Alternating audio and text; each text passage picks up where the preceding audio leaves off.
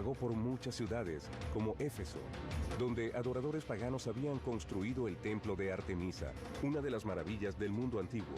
Acabó con las antiguas creencias. Viajó hasta los desiertos de Turquía, hasta Capadocia, donde un pueblo misterioso talló ciudades subterráneas e iglesias extraordinarias en piedra volcánica. Al principio, el mensaje del cristianismo viajó por las carreteras que Roma había construido para sus soldados, en boca de un predicador llamado Pablo. Durante su vida caminó más de 32.000 kilómetros, llevando el cambio y la revolución a donde quiera que llegara. Ahora, un equipo de expertos tratará de descubrir el mundo que él conoció, valiéndose de las más recientes investigaciones y de la animación por computadora. Veremos los lugares a los que él viajó y luego transformó. Este es el mundo perdido de San Pablo y los primeros cristianos.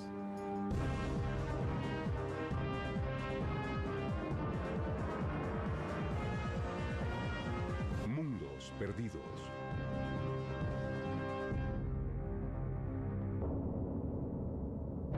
Año 36 después de Cristo. En la ciudad de Jerusalén, los líderes judíos hacían todo lo posible por destruir el nuevo y peligroso culto, el culto de Cristo. Apenas 3 años después de la crucifixión de Jesús, solo sobrevivía un puñado de sus seguidores. Si lograban matarlos a todos, su religión moriría con ellos. Un maestro judío conservador era el líder de la persecución. Se llamaba Saúl y supervisó en persona la ejecución de uno de los líderes cristianos, muerto apedreado. Sin embargo, con el tiempo, este hombre se convertiría en el mayor mensajero de Jesús. Más de la mitad del Nuevo Testamento está conformado por escritos suyos. Muchos argumentan que sin él no existiría el cristianismo. Saúl se llamó luego Pablo y definió en gran parte nuestro mundo. Ahora, nuestros investigadores quieren descubrir el mundo que lo definió a él. La historia comienza en el suroeste de Turquía, en el pueblo natal de Pablo, Tarso. Hoy en día aún es un centro urbano activo. El historiador Mac Wilson quiere hallar restos de la ciudad que Pablo conoció y que ayudaron a forjar un carácter extraordinario. Se encuentra en una planicie muy fértil. Hay mucha agricultura en el área y también prevalece la producción textil. Si observamos la ciudad de Tarso hoy en día, vemos que es un centro muy próspero y productivo. Se ha convertido en un lugar de peregrinaje para los cristianos. Esta es la zona de Tarso en la que vivió Pablo. Todos los peregrinos que vienen a la ciudad visitan esta área. Se ha extendido la creencia de que este pozo estaba en uso hace 2000 años y que San Pablo bebió de su agua. Esta debió ser una fuente de agua para su familia. Por esto, muchas personas creen que el agua de este pozo es agua bendita. Pablo habla poco de su ciudad natal en sus escritos, pero otras fuentes revelan un hecho impactante y significativo. Tarso estuvo una vez a orillas del Mediterráneo. Desde entonces, el mar ha retrocedido varios kilómetros, pero en el pasado hubo aquí un puerto importante. Durante el siglo I fue una ciudad muy activa. Era un punto de cruce importante y también una notable ciudad universitaria. Era la Atenas de Oriente. A apenas una cuadra del pozo de Pablo está emergiendo una nueva evidencia que nos permite entender mejor la vida aquí, en ese entonces. La reciente construcción de un edificio se detuvo cuando los trabajadores hallaron ruinas antiguas enterradas justo debajo, en el centro de la ciudad.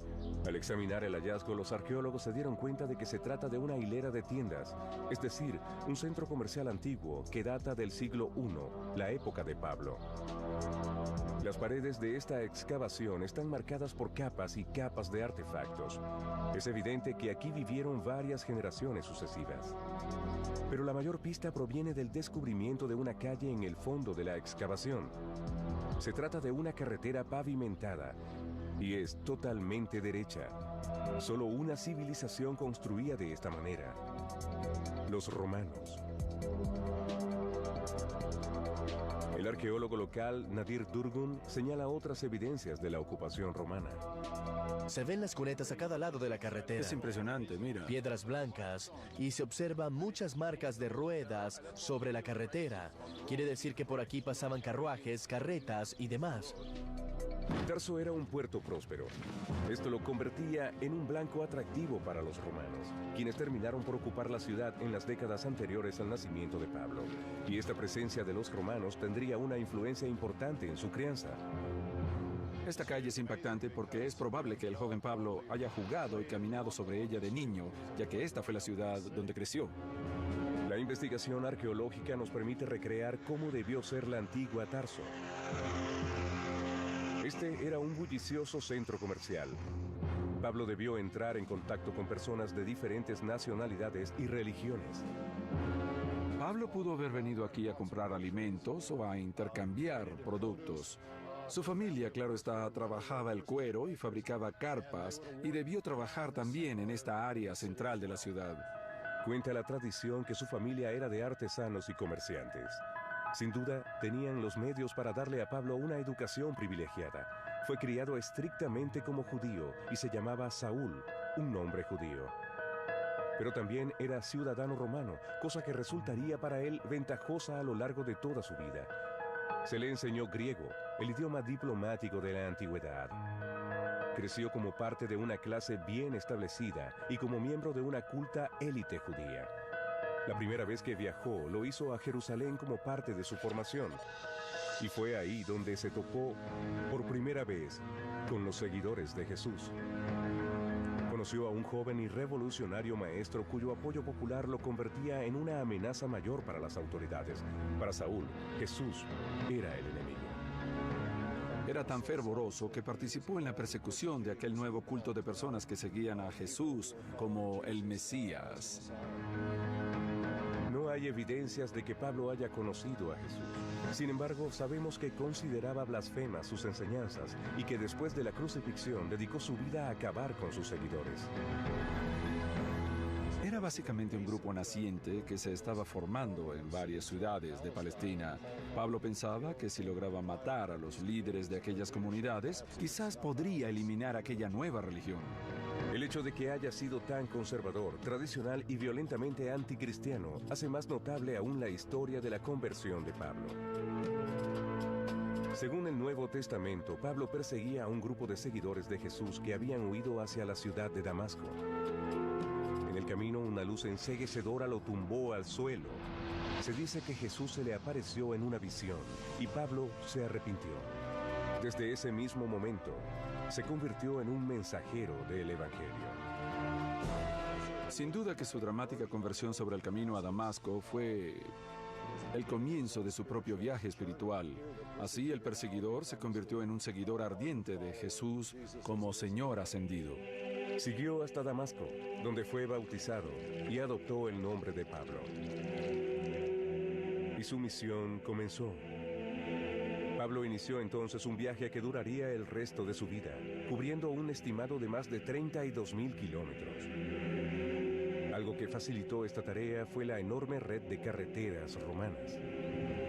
Estamos caminando sobre una sección de carretera romana a unos 16 kilómetros al norte de Tarso. Esto nos da una buena idea de lo que debió experimentar Pablo al viajar por estas vías por toda la región del este del Mediterráneo. La milicia romana construía estas carreteras para agilizar los viajes de larga distancia. Sin ellas, habría sido imposible gobernar su vasto imperio, aún en expansión. La preservación de esta carretera romana nos demuestra lo bien que las hacían.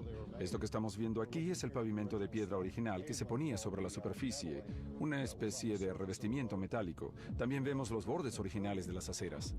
Las carreteras romanas se construían según una estricta fórmula. Primero se cavaba una trinchera, luego se rellenaba con rocas y arena para formar una base sólida. Sobre esto se colocaban capas de piedras más pequeñas y arcilla, y finalmente se ponían las piedras del pavimento, frecuentemente hechas de basalto.